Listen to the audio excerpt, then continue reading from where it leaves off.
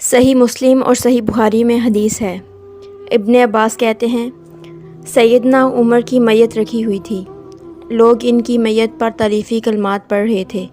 اتنے میں نے دیکھا کہ کسی شخص نے میرے کندھے پر اپنا بازو رکھا اور اس نے سیدنا عمر کی میت کو مخاطب کر کے کہا، اے عمر، تم ایسے شخص تھے کہ میری بھی خواہش ہے کہ میں اللہ کے حضور تمہارے اعمال کے ساتھ پیش ہوں۔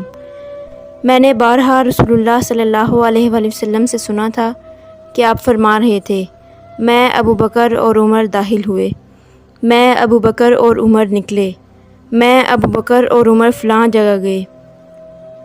اکثر نبی علیہ السلام تمہارا نام ابو بکر کے ساتھ لیا کرتے تھے اور مجھے امید تھی کہ تم بھی اپنے دو ساتھیوں کو جا ملو گے۔ ابن عباس کہتے ہیں جب میں نے یوں مڑ کر دیکھا تو وہ سیدنا علی رضی اللہ عنہ تھے۔